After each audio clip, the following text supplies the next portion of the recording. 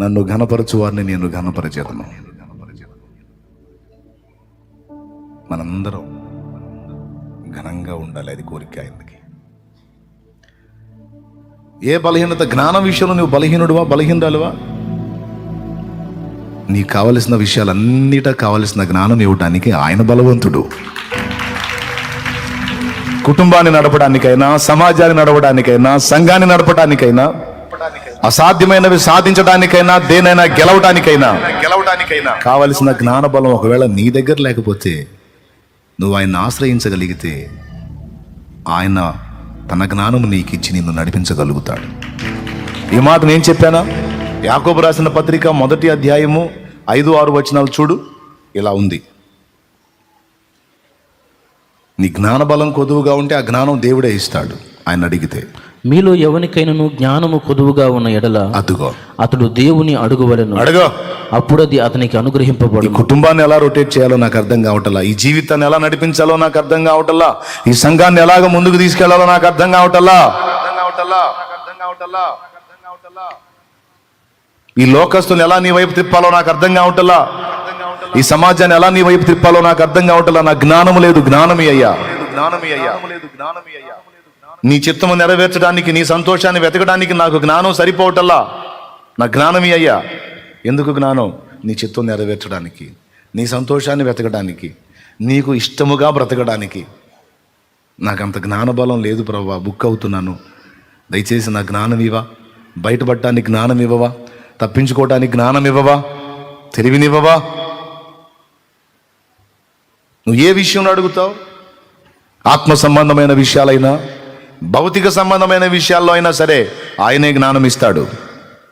నీకు తెలుసా, ప్రపంచ దేశాల్లో పెద్ద దేశంగా గుర్తింపబడదు కానీ ఒక చిన్న దేశంగా గుర్తింపబడింది ఇజ్రాయిల్. మీరు గమనించండి, కావాలంటే నెట్లో సెర్చ్ చేసుకొని చూసుకోండి. ప్రపంచ దేశాలు అన్నిటిలో చాలామంది జ్ఞానులు ఉండొచ్చు, కానీ ఇజ్రాయెల్ గురించి సెర్చ్ చేయండి.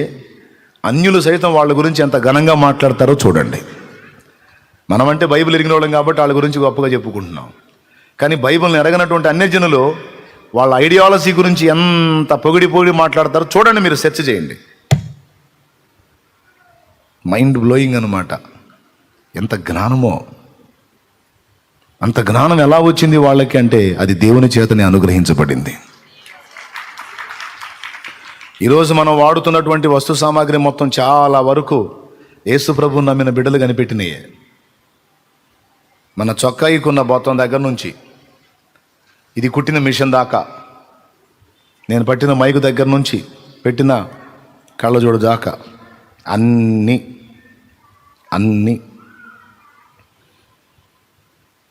వందలో కనీసం 98% యేసు ప్రభువుని నమ్ముకున్న బిడ్డలు కనిపెట్టినాయే. ఫ్యాన్ దగ్గర నుంచి, లైట్ దగ్గర నుంచి ప్రతిదీ చూసుకో కావాలంటే వాళ్ళే. అంటే అందరి వంటి ఆలోచన కాకుండా భిన్నంగా ఆలోచించి, డిఫరెంట్గా ఆలోచించి, కొత్త ఆవిష్కరణలను చేసి ప్రజలకు సౌకర్యం అన్ని అందుబాటులోకి వచ్చేటట్టు చేయడానికి వారికి దేవుడు జ్ఞానం ఇచ్చాడు. అదనపు శక్తి అనమాట, అదనపు తెలివి, అదనపు జ్ఞానం. హల్లెలూయా! అది భౌతికమైందా, ఆత్మీయమైందా? ఈ వస్తువులన్నీ శరీరానికి ఉపయోగపడేవి కదా.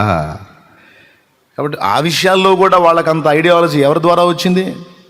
దేవుడే అనుగ్రహించాడు. ఎలా? బైబిల్ని ఎరుగున్నారు వాళ్ళు, బైబిల్ చదివి ఉన్నారు. శాస్త్రవేత్తల్లో కనీసం 90% శాస్త్రవేత్తలు బైబిల్ ఎరిగిన వాళ్ళే, 90% మంది. ఇంకా పెచ్చే ఉంటారు, కావాలంటే పరిశీలించుకోండి. అంటే మిగిలిన వాళ్ళకి లేని అదనపు జ్ఞానం దేవుని ద్వారా వీళ్ళకి అనుగ్రహించబడింది. ఎందుకు ఇవ్వడు నీకు? శరీర సంబంధమైన విషయాల్లో కూడా కావలసిన జ్ఞానాన్ని దేవుడు ఇవ్వగలడు, ఆత్మీయ విషయాలకు సంబంధించిన జ్ఞానాన్ని కూడా దేవుడు ఇవ్వగలడు. స్తోత్రం చెప్పు చెల్లి, చెప్పు గడి చెప్పు. ఇవ్వగలడా లేదా? ఏం చేయాలి? మనం అడగాలి. వీరి మధ్య ఎలా నడుచుకోవాలో అర్థం కావట్లేదు ప్రభా, తిట్లు తింటున్నానయ్యా, తెలివిని అయ్యా. ఈ మనుషుల దగ్గర ఎలా ప్రవర్తించాలో అర్థం కావట్లేదు ప్రభా, ఎంత జాగ్రత్తగా బతికినా ఏదో ఒక వంక పెడుతున్నారు నాయన, తెలివిని అయ్యా. ఎవరి ఎదుట ఎలా ప్రవర్తించాలో, సాతాను వేసే ఉచ్చులను ఎలా తప్పించుకోవాలో, శత్రువు చేసే మోసాన్ని ఎలా చిత్తు చేయాలో, ఏ ఘట్టములో ఎలా ఆలోచించాలో, ఏ ఘట్టంలో ఎలా వ్యవహరించాలో, ఏ సన్నివేశంలో ఎలా ప్రవర్తించాలో నాకు తెలివి లేదు ప్రభువా, జ్ఞానమి అని అడుగును. తప్పకుండా దేవుడు అనుగ్రహిస్తాడు. తనను అడుగు వారికి నిశ్చయముగా ఆయన అనుగ్రహించును. చదువు కావాలంటే అక్కడే చూడు. మీలో ఎవరికైనాను జ్ఞానము కొదువుగా ఉన్న ఎడల, ఫలానా దానికి సంబంధించిన జ్ఞానం అన్నాడా? శరీర అవసరాలకు కావాల్సిన జ్ఞానం అన్నాడా? ఆత్మీయ అవసరాలకు కావాల్సిన జ్ఞానం అన్నాడా? నో, జ్ఞానం అన్నాడు. అది దేనికి సంబంధించింది ఆయన? స్తోత్రం. నూనె రాసి ప్రార్థన చేయాలి అన్నాడు. శనగ నూనె చెప్పలా, కొబ్బరి నూనె చెప్పలా, నువ్వుల నూనె చెప్పలా, ఇంకొక నూనె చెప్పలా, నూనె రాసి ప్రార్థన. ఇక ఏ నూనెైనా వర్తిస్తుంది దానికి. జ్ఞానము కొదువుగా ఉంటే అంటే దేనికి సంబంధించిన జ్ఞానమైనా. చదువు. అతడు దేవుని అడుగువలెను, అడుగో, అప్పుడు అది అతనికి అనుగ్రహింపబడును. ఆయన ఎవరిని గద్దింపక అందరికి ధారాళముగా దయచేయువాడు. ఆ తర్వాత అయితే అతడు ఏమాత్రము సందేహింపక విశ్వాసముతో అడుగువలెను. సందేహించువాడు గాలి చేత రేపబడి ఎగిరిపడు సముద్ర తరంగమును పోలియుండును. అట్టి మనుషుడు విమనస్కుడై తన సమస్త మార్గముల యందు అస్థిరుడు గనుక ప్రభువు వలన తనకేమైనను దొరుకునని తలంచుకొనరాదు. దేవునికి మహిమ. దేవుని నువ్వు ఏదడిగినా, ముఖ్యంగా జ్ఞానం, దేవుని నువ్వు అడిగేటప్పుడు ఏ మాత్రం సందేహం లేకుండా అడగమన్నాడు. సందేహించు వాడికి దొరకదన్నాడు. కాబట్టి దేవుని ముందుకు వచ్చినప్పుడు ఇదిగో ఈ జ్ఞానం విషయంలో నేను బలహీనుణ్ణి. అందరూ ఒకసారి స్తోత్రం చెప్పండి, గట్టిగా చెప్పండి. ఈ క్యారెక్టర్ విషయంలో బలహీనుణ్ణి, ఈ శరీర రుగ్మతల విషయంలో బలహీనురాల్ని, ఈ వ్యాధి నుంచి బయటపడలేకపోతున్నా ప్రభా. నాలుగవది, అపవాది నన్ను నిరాశలోకి నెట్టేస్తున్నాడు, కృంగుబాటులోకి నెట్టేస్తున్నాడు, రకరకాల కారణాలు చూపించి నన్ను మోసగించి ప్రతిసారి నా మైండ్ని డిస్టర్బ్ చేస్తూ ఉన్నాడు. ఈ పరిస్థితులన్నిటి నుంచి తప్పించుకోవటానికి కావలసిన జ్ఞానము, బయటపడడానికి కావలసిన జ్ఞానం నాకు అయ్యా అని నువ్వు అడిగితే తప్పకుండా ఇస్తాడు. సందేహం లేకుండా నువ్వు అడగాలి. హల్లెలూయా. ఆయన బాహుబలం నీ మీద చూపిస్తాడు, నిన్ను బయటికి తీసుకొస్తాడు. కాబట్టి దేవుని మనస్సు మీకు అర్థమైంది. 2వ చరణంలో నిన్ను నన్ను ఘనంగా చూడాలని కోరుకుంటున్నాడు. ఇక్కడే కాదు, అక్కడ కూడా మనం శాశ్వత ఘనత పొందాలని యేసయ్య హృదయ వాంఛ. నీ పిల్లలకి ఎంత మొత్తుకొని చూతావు నువ్వు, ఎన్ని దిద్దుబాట్లు చూస్తావు, ఎన్ని హెచ్చరికలు చేస్తావు. నీ పిల్లలు చిన్న ప్రాయం నుంచి పెద్ద అయ్యేసరికి నాకు తెలిసి ఏ టీచర్ కూడా ఇవ్వనంత లెక్చర్ నీ నుండి వాడు పొందుకొని ఉంటాడు. అవునా బ్రదరు? వాడికి రోజు ఏదో ఒక పాయింట్లో నేర్పుతానే ఉంటావు, ఏదో పాయింట్ చెప్తానే ఉంటావు. ఎందుకు ఆ సోదంతా నీకెందుకు అని అడిగితే ఊరుకుంటావా? సోది ఏందిరా, సోది మొహం అంటావు. నేర్పాలా, నేర్పితే వాడు ప్రయోజకుడు అవుతాడు. నాకంటే ఘనంగా ఉండాలి వాడు. మనందరి ఘనతను, మనం ఆయన ఘనతను ఎలా ఇష్టపడుతున్నామో మనల్ని కూడా ఘనంగా చూసుకోవటానికి ఆయన ఇష్టపడతాడు. ఎందుకంటే ఆయన నిన్ను ప్రేమిస్తున్నాడు. తమ్ముడు ఏం చేస్తున్నాడు? ద్వేషించట్లా, ప్రేమిస్తున్నాడు, అర్థం చేసుకుంటున్నాడు. నీ బలహీనతని, నీ తొట్టుపాటును అర్థం చేసుకున్నాడు. అర్థం చేసుకొని అందులోనే ఉండంటున్నాడా? పర్వాలేదు నాయన, పర్వాలేదు తల్లి, నిన్ను అర్థం చేసుకున్నాను, ఆ పాపంలోనే ఉండిపోలే, నేనే సర్దుకుంటాను అంటాడా? నువ్వు అనడు. అందులో ఉంటే నువ్వు భ్రష్టు పడతావు, అందులో ఉంటే ఘనహీనురాలి అవుతావు, అందులో ఉంటే నేను ఒక రకంగా అనుకుంటే నువ్వు ఇంకో టైపులో తయారవుతావు. సరే, అయిందేదో అయిపోయింది, ఇంకొదిలేయి, సరి చేసుకో, మారు మనసు పొందు, నా ఆశ తీర్చు.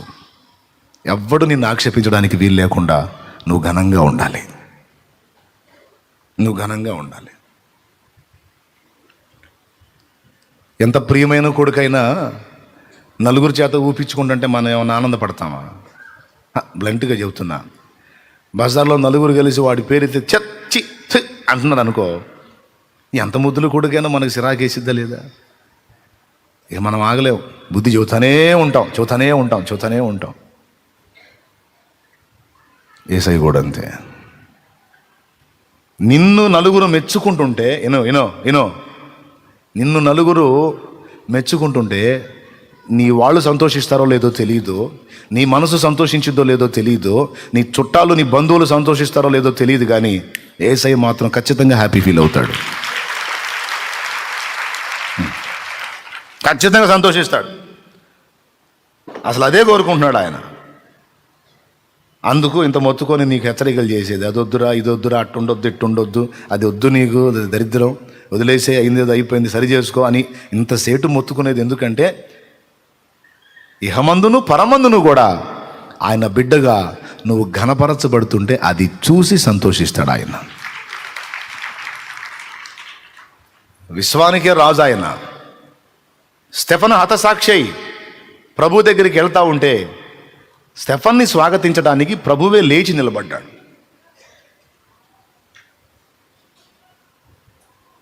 చూడండి, స్టెఫన్ ఒక సామాన్య మానవుడు, ఆయన సృష్టిలో ఒక బొమ్మ. అది ఆయన చేసిన మట్టి బొమ్మ. అందులో ఒక ఆత్మ ఉందనుకోండి. ఆ ఆత్మ ఆయన దగ్గరికి వెళ్తుంటే ఆ స్టెఫనును ఎదుర్కోవడానికి మర్యాదపూర్వకంగా లేచి నిలిచాడు ప్రభు. విశ్వానికే రాజైన వాడు, సింహాసనాసీనుడైన వాడు లేవాలా, కానీ లెగుస్తాడు. ఇప్పుడు గమనించాలి మీరు, దర్శనంలో మనకి యేసయ్య లేచి నిలవటం కనపడింది. మరి యేసయ్య లేచి నిలిచినప్పుడు 24 పెద్దలు లేచి ఉంటారా లేదా? పెద్దగా చెప్పాలి. దూతలందరూ లేచి ఉంటారా లేదా? టోటల్గా పరలోక రాజ్యం, పరలోక సమాజం మొత్తం అమ్మో ప్రభువే లేచాడని సచ్చినట్టు అందరు లేస్తారా లేదా? దేవునికి స్తోత్రం కలుగునుగాక. అంటే స్టెఫను రాకని ఎదుర్కోవటానికి పరలోకమే లేచి నిలబడింది. ఇప్పుడు కొట్టాలి మనం.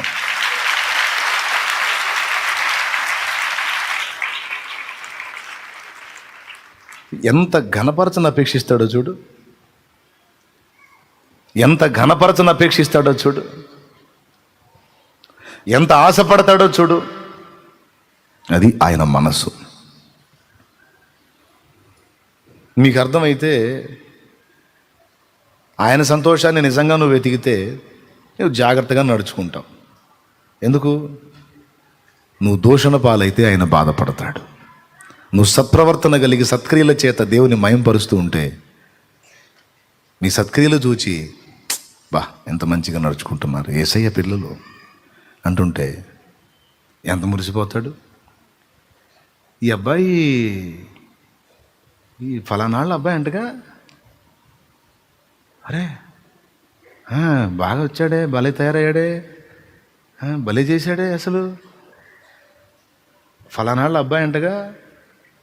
ఆ మాట తండ్రికి వినపడింది అనుకో, ఆ తండ్రి పేరెత్తి నీ చెబుతారు ముందు, ఫలానాళ్ళ అబ్బాయి అంటగా అని. అప్పుడు ఎంత పులకింతో. అట్టు బాగా తిరగేస్తున్నానా, ఇది అవసరమైనట్టు, అందుకని తిరగేస్తున్నా. ఇది బాగా ఎక్కాలి మైండ్కి. దేవునికి స్తోత్రం. ఎంత ఎక్కితే అంత మంచిది అనమాట, అందుకే ఎక్కిస్తున్నా. ఎంతమందికి మైండ్లోకి ఎక్కిందమ్మా? మైండ్లోకి ఎక్కిందాన్ని జస్ట్ ఇక్కడి నుంచి ఇక్కడికి పోనీయండి, ఒక అడుగు దూరం దిగనియండి. దేవునికి మహిమ. మీరైనా నేనైనా అందరం బాగుపడతాం. దేవుడు మాట్లాడుతున్నాడు. ఒకటే, నువ్వు పిచ్చి చేష్టాలు చేసి దరిద్ర పేరు తెచ్చుకోవాకరా. మీ వాళ్ళకి ఫీలింగ్ ఉండదేమో, నీ ఫ్రెండ్స్కి ఫీలింగ్ ఉండదేమో, మీ బంధువులకి ఫీలింగ్ ఉండదేమో. నాకు చాలా ఫీలింగ్ నిన్ను ఎవడన్నా తిడితే, నిన్ను ఎవరన్నా తక్కువగా అనుకుంటే. ఎందుకయ్యా వీళ్ళందరికీ లేని ఫీలింగ్ నీకెందుకంటే నేను నిన్ను ప్రేమిస్తున్నాను. ఎంత ప్రేమిస్తున్నావో దానికి కొలత లేదు. అందుకే ఎవరైనా నిన్ను ఘనపరిస్తే నాకు తృప్తి. నిన్ను ఆశీర్వదించు వారిని నేను ఆశీర్వదిస్తాను, నిన్ను శపించు వారిని నేను. రియల్ లవర్, నిజమైన ప్రేమికుడు యేసు. ఇక మిగిలిందంతా బుసు, నమ్మలేం. నిజమైన ప్రేమ యేసే. కాబట్టి మరి ఆయన సిగ్గుపరుస్తారా లేకపోతే సంతోష పెడతారా? రైట్.